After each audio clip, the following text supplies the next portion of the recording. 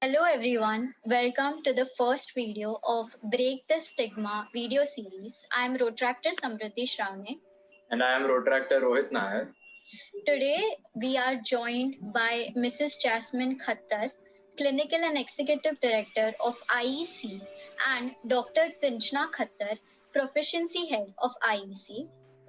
Thank you both of you for joining us today. So let's dive into some of the questions that we have for the both of you. So our first question is the most basic yet the most important one. So what is mental health and what is its importance in our life?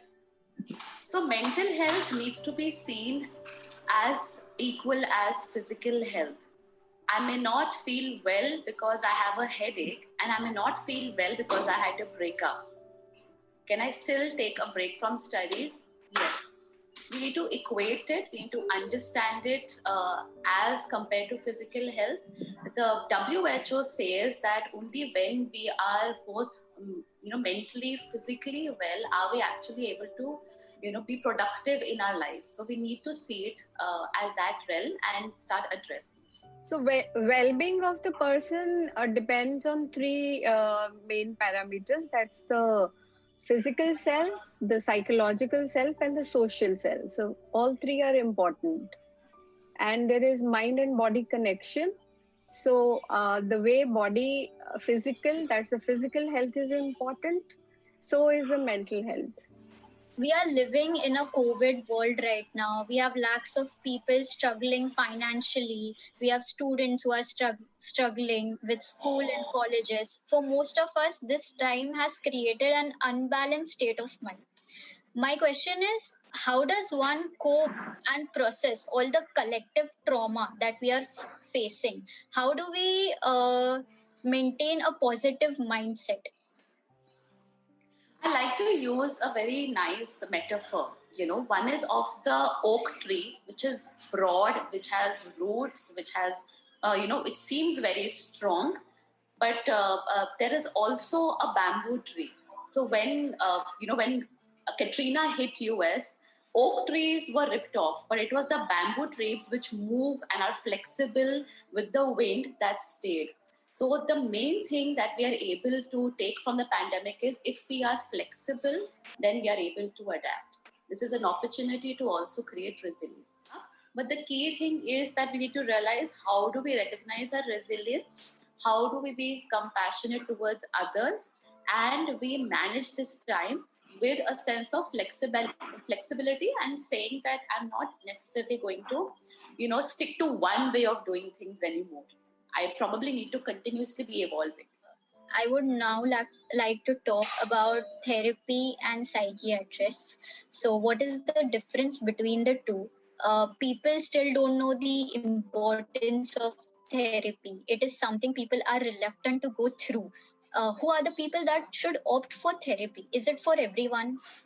So there is a basic difference between a psychologist and a psychiatrist, and even the best of doctors sometimes don't have the clarity of who can actually do counseling. So psychiatrist is somebody with an MBBS degree who has studied the sciences, and they have a specialty where they know whether a symptom related to mood or appetite, for example, I don't feel like eating, or I feel dull and lethargic. Is it because of a organic reason, means there is something going wrong with the physical body? Maybe there's a hormonal imbalance. Or is it because of a psychiatric condition, a mental health condition like depression or anxiety? So that differentiation a psychiatrist can do well, and they are qualified to do that. They are the only people who can give you effective medication for removing any dull symptoms or symptoms of sadness or depression. So a psychiatrist is able to prescribe medication. A psychologist is somebody who has done a master's in psychology and has more certifications or therapy, understanding study that they have done. And then there are different kinds of psychologists. So a clinical psychologist is the one who will do the testing, who will be able to help with diagnosing a person. So a clinical psychologist, along with a counseling psychologist, offers therapy. When it comes to therapy, often people are not very clear of what is happening to me. We did a recent research study with 100 employees of a company, and about 60% to 70% of them said, I want to understand myself better. How do I understand my emotions? So therapy is like, holding the mirror in front of our face. When we look at the mirror gives us exactly the same feedback. It tells us how we are looking exactly the way. When we talk to somebody like a friend or a family member, they may listen to us. They may share their life experiences, their wisdom, or they may crack a joke and lighten us up. But they are masked with their own judgments, assumptions, their own evaluation, their own perception about how we are as a person, what we will like to listen to or not, and accordingly they give us solace. However, when we are in therapy, the therapist is like a mirror. The way they interact with you, it is absolutely non-judgmental, it is objective. With their understanding of human behavior, they are able to give you perspectives, and some of them may be helpful for you to understand what is the next steps you can take in your life. To the question of whether therapy is for everybody, therapy is a process where the person has to be committed. It can't be that a friend says, hey, you need therapy, come, I'll take you to a psychologist and it'll work. The person has to be involved in it, share their story, be willing to apply the perspectives, and it is not easy. So to anybody who approaches a therapist, it's a brave feat, and I really applaud the efforts, because there are so many times in our lives where we feel, it is not so bad. It will get better in time. There are so many people who are far worse off than me. But my question is, why do you have to suffer, even if it's just itrusa, even if it's only so little? If we can improve our quality of life, why not seek that professional support? One doesn't have to go on in therapy for years together. It could even be 1 conversation to 3 conversations that will help us at least get in touch with ourselves and give clarity of thought of, okay, what should our next steps be? Here's an important question from students' point of view. Like, how can we maintain a healthy work-life balance as students? So balance is meant to be tipped.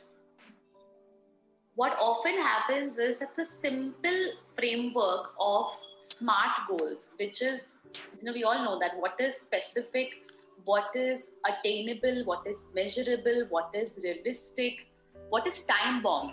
Often people will not look at, how much can I accomplish in the time. College students who are very committed to their performance, they want to always do better. They feel like, the timelines are not set in real time sense. I want to do more in lesser time. Now, if you are going to design a tasks like that, we are doomed for failure. So it's important that first we set our goals in a correct way. We often struggle to even acknowledge the fact that there are certain accomplishments that we have had. How many of us even celebrate our achievements? We feel like, that was probably, it was by fluke, or that was very easy. I think I just got lucky. This is like a bias that we have in our minds, but that's not true. That was a hard work that was put in, and that's why you are where we are. So I think first, celebrating our achievements, having realistic timelines are the 2 important elements to be able to even look at whether we can have an effective, balance, or learn to set priorities, looking at tasks as what is urgent and important, doing that first. Often what people will end up doing is, I know I have to do this preparation, or I have to work on this task or this study assignment. Okay, let me first clear my email, then I will attend to that. So it piles up and we don't really get to the task. We have to eat our frog first. Finish that task. If you can't finish it, it's something that's lengthy, break it down. Say, I'm going to do it only for 15 minutes, and then I'll go back to clearing my emails or, things like that. So let us not think we are going to finish everything in one go, but actually there is something called a Pomodoro technique, which is that you have these spurts of 10 minutes or 15 minutes, whatever is your starting point, and then take your break. Go to something which doesn't consume you so much. Then again, time yourself and say, I will only do 15 minutes. And that's a very good way to improve your work efficiency. how can we motivate ourselves more effectively through reinforcement? What are good habits for our mind? I think reinforcing and reward also plays a role. Like, for example, if we associate it with the food, for example, that when we are preparing for exams in this COVID times and we are at home all the time, it's like, okay, I will finish with this particular chapter and then I will eat my food, which I really like, which I really want to enjoy. So rewarding, I'll make a call to my friend after I finish such and such chapter. So that also helps. Also, what are some of the exercises for someone maybe going through anxiety to take our mind off whatever that we're going through right now and get through that current moment? Body regulation is very important, and when we are talking about body regulation is that we've got to definitely have a scheduled day. For example, if we have planned our schedule for the day, that itself will help us to carry on work as per the schedule. And when so that's one. Secondly, if we are looking at anxiety, that feeling very anxious in during these times, then what is it that we are doing for our body regulation? Are we eating right? Are we exercising? Are we sleeping on time? What is the, how many hours we are spending on screen? Very often, grown up students, even school students, are spending so much screen time at night, whereas they're missing on their sleep. And what we have to understand is that adequate sleep impacts all body, the brain. All brain chemicals are associated with how much sleep we are taking. What exercise we are doing, that will also impact the brain. So body regulation is very, very important if we want to really take care of anxious feelings which are in the normal range. If they are going beyond normal range, that we are trying to sort of take care of ourselves, but it is still not working, then we have to understand from what is the source of our anxiety.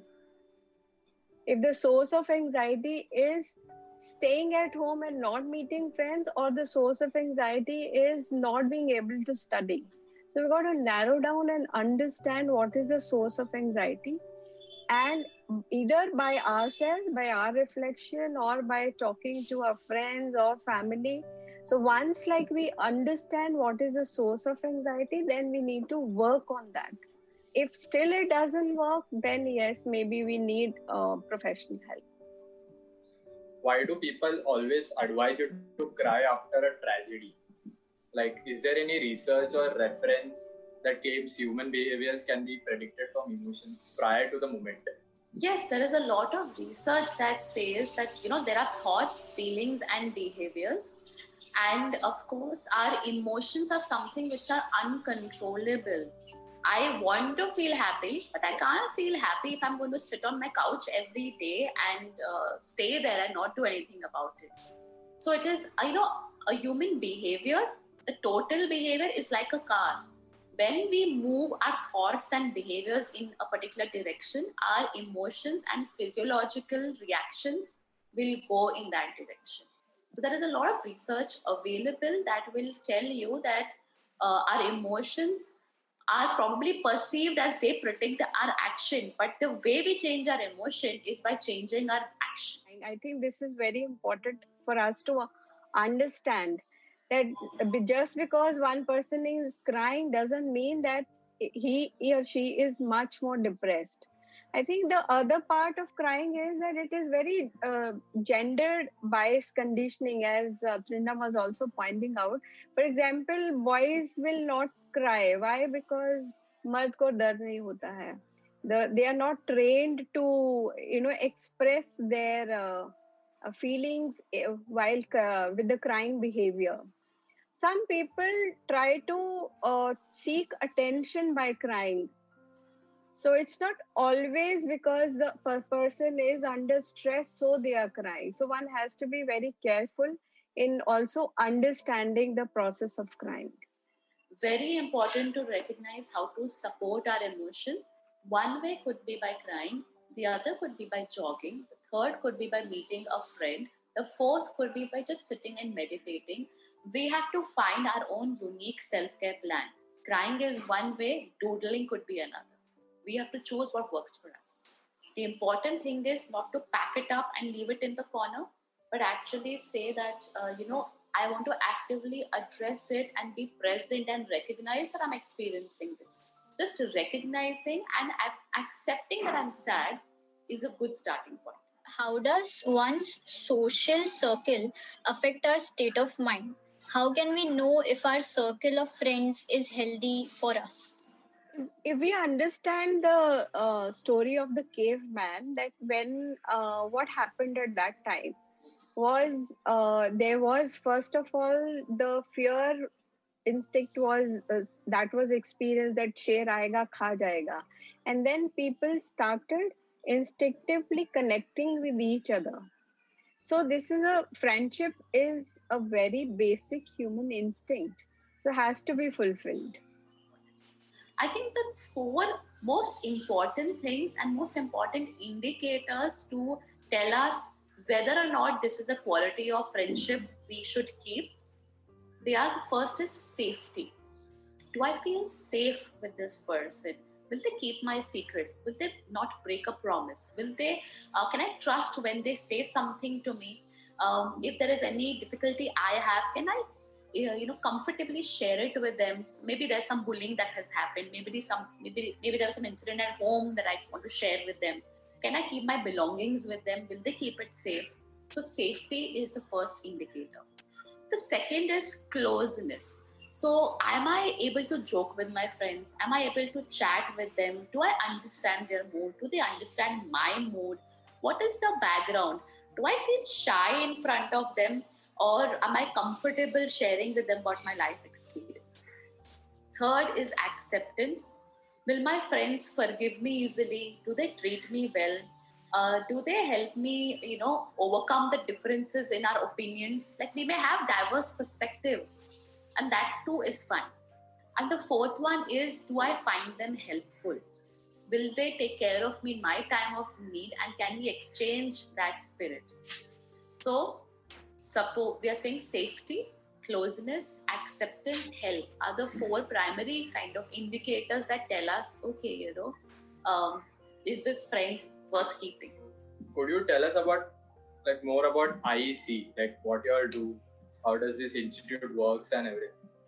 So we IC was started as a non-profit organization in 1979, long time back, primarily focusing on the preventive mental health care. That's how we started, first working with the child population, and we started working in schools, and we sort of expanded from there, and primarily we are working for preventive mental health for children, for college going students, for young adults, their parents, their families, teachers, non-profit organization staff, executive level employees, and companies. So we provide direct interventions like counseling, psychiatric consultation, and remedial education. This is in-house, and also through our outreach programs, we are providing these services. Most importantly, we've been trying to destigmatize mental health.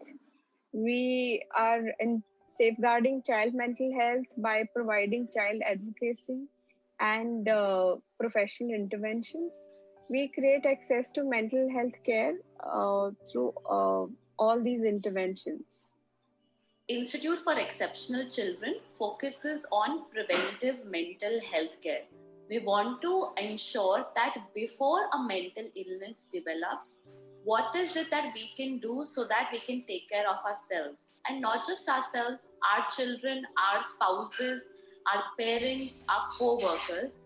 We focus on community capacity building, be it in terms of NGO workers, be it people who work in companies who are right now suffering job cuts, pay losses, not knowing how to manage the pandemic when there are multiple roles that they have to fulfill. Be it teachers who don't know what to do about creating an inclusive environment in the class.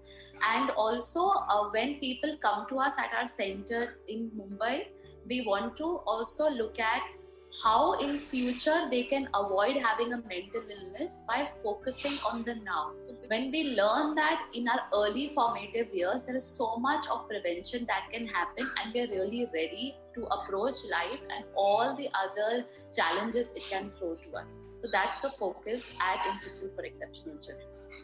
What is the one concept that if you could teach to everyone in the world, what would it be? Yeah, I think what I will say in 2 words is know yourself. When I say know yourself, I mean know your body rhythms, know your needs, know your feelings, know your thoughts, know your aspirations, know your skills. So that's one thing which I would like to tell everyone. I think for me, absolutely crucial to take out time for ourselves. Whatever is our starting point. If you're not doing anything, we start with a minute. Increase it to 2 minutes. Take it to 15 minutes. Choose an activity that we enjoy doing. We ought to do that every day, a gentle reminder of how awesome we are. I think it's so important. Just tell us that जैसे भी है, अच्छे हैं. And we are moving in the direction. We are not stuck. We are moving in the direction of where we want to go. So taking out time for yourself would be, the most important thing that I would like to share.